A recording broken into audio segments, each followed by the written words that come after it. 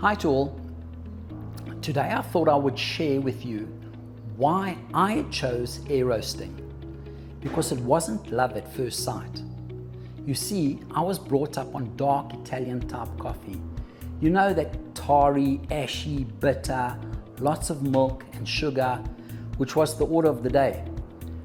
When I opened my first artisan bakery coffee shop in 1998, I was actually importing a dark Italian espresso blend directly from Italy and happily serving it to my customers. But one day this guy walked into my shop with a bag of beans claiming to be a coffee roaster, and he asked if I would like to try some of his coffee, with the intention to sell me his coffee, of course. Intrigued as I was, we pulled some espresso shots and gave it a go. It was terrible. It tasted insipid to me. Clean tasting, I mean, you could taste the origin of the bean, a smoothness, a clarity, and a fruitiness in the coffee that I'd never tasted before. But this didn't grow hairs on my chest. This was for sissies. I told this guy it tasted like tea and I kicked him out. Not for my establishment. But 1 week later, he was back with a different blend, and we went through the same routine again and again, over and over, week after week. I suppose that I was waiting in hope that one day he would bring me some burnt Italian coffee. It was then in 2010 that the specialty coffee trend was really starting to appear in South Africa, and I made the decision to roast my own coffee. As I always wanted to be different in my approach to everything I did and not to be part of the norm, and I'm referring to the traditional drum roasting method at the time, I decided to get in contact with that chap again. My question was there something in this air roasted coffee that I could work with and turn it into something exceptional, something uniquely different, that I would stand out from the crowd in the coffee industry?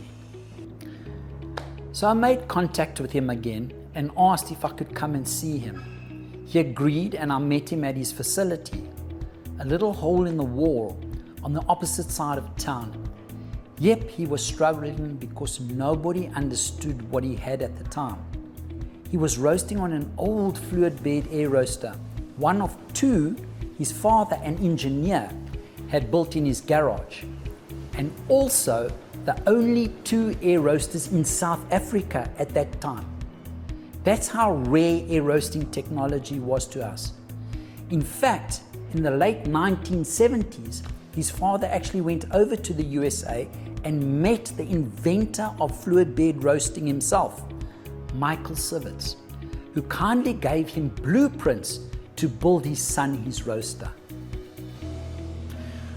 I asked if he would teach me all about this fluid bed technology that I'd never seen before, and especially the coffee that it produced. I had to redevelop my palate for flavors, textures, mouthfeel, so different to before, but now with a different mindset, and so exciting on my new quest. I eventually managed to acquire one of the two old fluid bed roasters, and my journey with air motion roasters began. I set up a roastery in my coffee shop and started roasting my own coffee beans. The roaster was very simple in its operation, as it consisted of an on and off switch. One could set a target temperature, put the beans into the roast chamber, switch it on. The beans would be lifted in a column of heated air, and when the beans reached the target temperature that was set, the roaster would turn itself off and the roast was completed. Within 6 months, I turned my coffee business on its head. From using only 100 kilos of coffee beans a month in my then busy coffee shop to now 400 kilos of coffee beans in espresso-based drinks, or 20,000 cups of coffee a month. I used another 100 kilos in coffee bean sales in 250 gram bags, or 400 units, and another 2 tons in coffee distribution to other coffee shops, restaurants, hotels, and even an airline. This new coffee offering came at the same time when specialty coffee made its appearance here. With more open-minded and more discerning coffee drinking customers that wanted more, it was a match made in heaven. It was a coffee that offered enhanced flavor notes, a clarity where every origin could be identified, even in a blend, a smoothness on the palate, a sweetness, a fruitiness, chocolatey, bold with big complex textured mouthfeel and body, yet subtle, no bitterness or ashy aftertastes. It ignited a passion for air-roasted coffee in me that led me to designing and building my very own coffee roaster. I could see where this was going. And it is this beautiful journey of pursuing coffee excellence that has brought me where I am today. Yep, so this air roasting thing wasn't love at first sight. But when I got into it, it has now become my loyal coffee partner on the most rewarding quest I have ever pursued. Ciao for now.